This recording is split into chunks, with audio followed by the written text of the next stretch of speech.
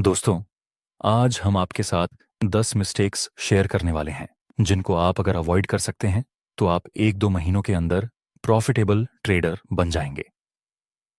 Mistake number 1, emotional trading. देखिए दोस्तों, हम सब दो तरह से डिसीजन लेते हैं। पहले टाइप में हम लॉजिकल सोच का यूज करते हैं डिसीजन लेने में। दूसरे टाइप में हम इमोशनल होकर डिसीजन लेते हैं। कोई इंसान सिर्फ लॉजिक का यूज करके डिसीजन लेता है, कोई इंसान इमोशन का यूज करता है, कोई दोनों का यूज करता है। इसको मैं एक एग्जाम्पल से समझाता हूं। एक बिजनेसमैन है, वह सिर्फ अपने लॉजिक का यूज करता है। वह सिर्फ वही डील करता है जिसमें उसे प्रॉफिट हो। वह सिर्फ उन्हीं लोगों के साथ बात करता है जिससे उसे फायदा हो। वो पूरे दिन वही करता है जिससे कि उसे फायदा हो। उसके दिमाग में सिर्फ प्रॉफिट और लॉस चलता है। एक दूसरा बिजनेसमैन है जो कभी कभी इमोशनल होकर डिसीजन ले लेता है। जैसे कि कोई उसे खुश कर दे तो उसके साथ डील कर लेता है। अगर किसी की बात बुरी लग जाए और गुस्सा आ जाए तो उसके साथ डील नहीं करता। अगर उसका कोई बिजनेस पार्टनर उसके साथ धोखा करे या चीट करे या फिर गद्दारी करे तो वह दुखी हो जाता है। आपको क्या लगता है, कौन सा बिजनेसमैन 5 साल के बाद ज्यादा सक्सेसफुल होगा, पहला वाला या दूसरा वाला? डेफिनेटली पहला वाला, क्योंकि उसने डिसीजन लेने में लॉजिक का यूज किया है, ना कि इमोशन का। ऐसे ही ट्रेडिंग में आपका ध्यान होना चाहिए सिर्फ और सिर्फ प्रॉफिट एंड लॉस के ऊपर। अगर आपने इमोशनल होकर ट्रेडिंग की तो फिर आप प्रॉफिटेबल ट्रेडर नहीं बन सकते। आपने लालच में आकर ट्रेड किया, आपका लॉस होगा। ट्रेड लेने से पहले डर गए, लॉस होगा। Revenge trading, over trading, FOMO, ये सब आप इमोशनल होकर करते हैं। इसलिए आज से और अभी से इमोशनल ट्रेडिंग को अवॉइड कर दो, क्योंकि बिजनेस में इमोशंस की कोई जगह नहीं है। रिलेशन में लोग इमोशंस के बेस पर डिसीजन लेते हैं, जैसे लव का इमोशन, केयर का इमोशन, सेफ्टी का इमोशन। लेकिन ट्रेडिंग कोई रिलेशन तो है नहीं, इट्स प्योर बिजनेस। तो बिजनेस में आपको सिर्फ लॉजिकल डिसीजन लेने हैं। आई रिपीट, ट्रेडिंग और बिजनेस में इमोशंस की कोई जगह नहीं है। मिस्टेक नंबर 2, रिस्क मैनेजमेंट के साथ खिलवाड़ करना। अगर आप प्रॉपर रिस्क मैनेजमेंट को फॉलो नहीं करते तो फिर आप कभी भी प्रॉफिटेबल ट्रेडर नहीं बन सकते। आपके ट्रेड में 1 से 2 या 1 से 3 का रिस्क रिवॉर्ड रेशियो मिनिमम होना ही चाहिए। मिस्टेक नंबर 3, टेलीग्राम के टिप्स पर ट्रेडिंग करना। बहुत सारे लोग पैसा देकर टेलीग्राम के ग्रुप में ज्वाइन होते हैं, टिप्स मिलती हैं, उसके ऊपर ट्रेड करते हैं।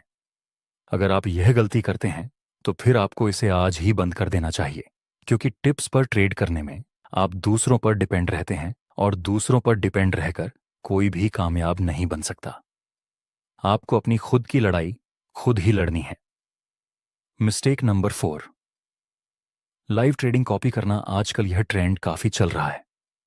यूट्यूब में जो इन्फ्लुएंसर लाइव ट्रेडिंग करते हैं, वह जो ट्रेड लेते हैं, लोग उसी के साथ ट्रेड करने लगते हैं। दोस्तों, लाइव ट्रेडिंग सीखने के लिए है, आप इसे कॉपी मत करिए।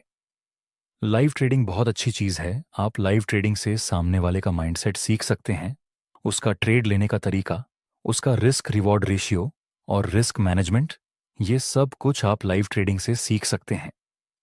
लेकिन लाइव ट्रेडिंग को कॉपी करना और आपका इन्फ्लुएंसर जो ट्रेड लेता है वही ट्रेड आप भी ले लेते हैं, तो फिर यह चीज आपको आगे बढ़ने से रोक सकती है। मिस्टेक नंबर 5, अलग अलग स्ट्रेटजी को सिर्फ सीखते रहना। आपको लगेगा कि ज्यादा सीखने से ज्यादा रिजल्ट मिलेगा। बिल्कुल सही है, लेकिन सिर्फ ज्यादा सीखने से काम नहीं चलेगा। आपने सुना होगा कि कई लॉयर एक केस लड़ने के 30 से 40 लाख रुपए चार्ज करते हैं, और कुछ लॉयर ऐसे भी होते हैं जो 20,000 में एक केस हैंडल कर लेते हैं। दोनों ही लॉयर ने वकालत सीखी है, दोनों ने ही नॉलेज लिया है वकालत का, लेकिन एक लाखों में चार्ज करता है और दूसरा हजारों में। दोनों में फर्क प्रैक्टिस का है। एक लॉयर ने एक्सट्रीम लेवल की प्रैक्टिस की, बहुत सारे केस को हैंडल किया जिससे उसका एक्सपीरियंस बहुत ज्यादा हो गया, जबकि दूसरे के पास नॉलेज तो है लेकिन प्रैक्टिस उतनी ज्यादा नहीं है, एक्सपीरियंस उतना ज्यादा नहीं है, तो वह कम फीस में काम करता है। इसलिए आपको भी कोई एक अच्छी स्ट्रैटेजी सीखनी है उसकी प्रैक्टिस करनी है, फिर उस स्ट्रेटजी में काम करना है। प्रैक्टिस हो जाने के बाद आप चाहें तो दूसरी स्ट्रेटजी को ट्राई कर सकते हैं। That's my point number 6। Most of लोग ट्रेंड को फॉलो नहीं करते। अगर आपको प्रॉफिटेबल ट्रेडर बनना है तो आपको मोस्ट ऑफ ट्रेड्स ट्रेंड के साथ होने चाहिए। आप चेक करना, पिछले 10 ट्रेड ऐसे पकड़ लीजिए जिसमें आपका लॉस हुआ हो। उन 10 ट्रेड्स में से 5 से 6 ट्रेड ऐसे ही होंगे जिसमें आप ट्रेंड के अगेंस्ट थे और लॉस हुआ। अगर आप ट्रेंड के साथ चलेंगे तो आपके लॉस काफ़ी कम हो जाएंगे, और कम लॉस मतलब ज़्यादा प्रॉफिट। इसलिए प्रॉफिटेबल बनने के लिए ज़रूरी है कि आप ट्रेंड के साथ काम करें, ना कि ट्रेंड के अगेंस्ट। और ट्रेंड के साथ चलना इसलिए भी ज़रूरी है क्योंकि कुछ कुछ जगह पे सब लोग बाय करते हैं और आप सेल, कोई कोई जगह पर सब लोग सेल करते हैं और आप बाय।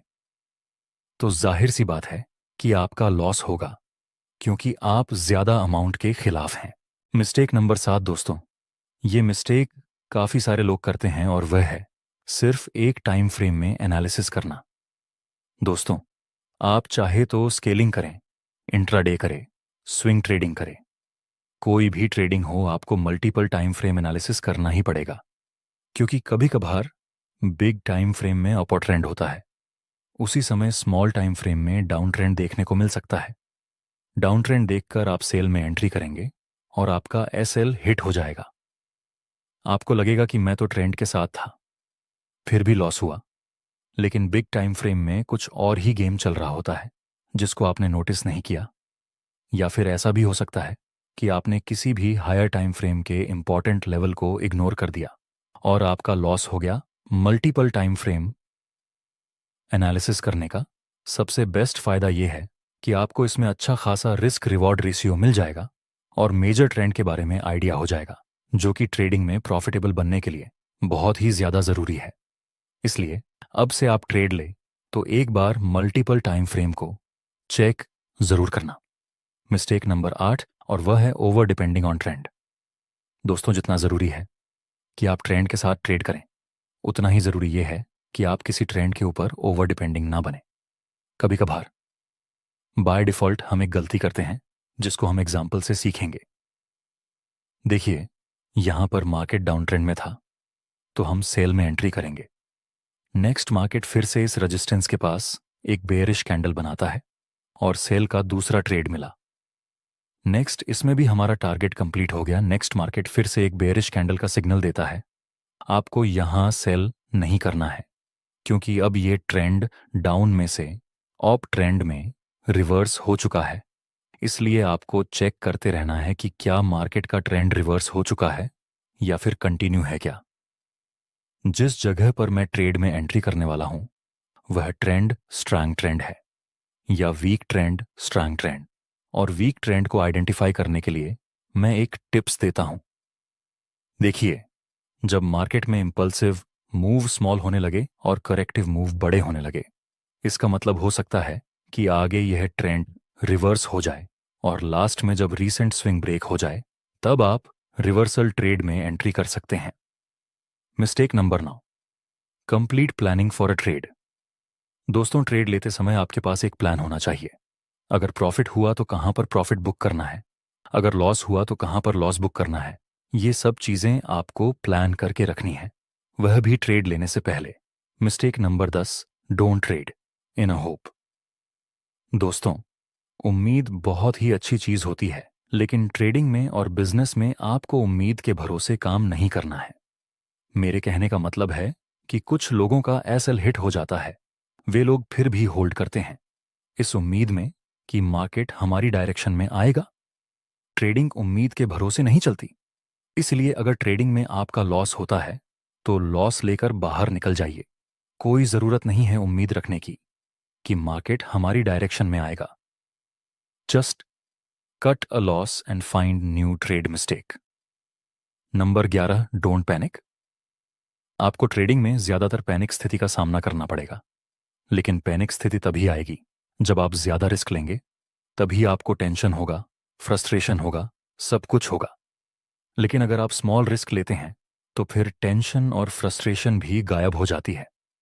इसीलिए पैनिक स्थिति को अवॉइड करने के लिए आप मिनिमम रिस्क के साथ काम करें और ये सब मिस्टेक को अपनी जर्नल में लिख लो और खुद से प्रॉमिस करें कि मैं आज से और अभी से ये 10 मिस्टेक्स को अवॉइड कर दूंगा। दोस्तों, आपको यह वीडियो कैसा लगा कमेंट में ज़रूर बताना।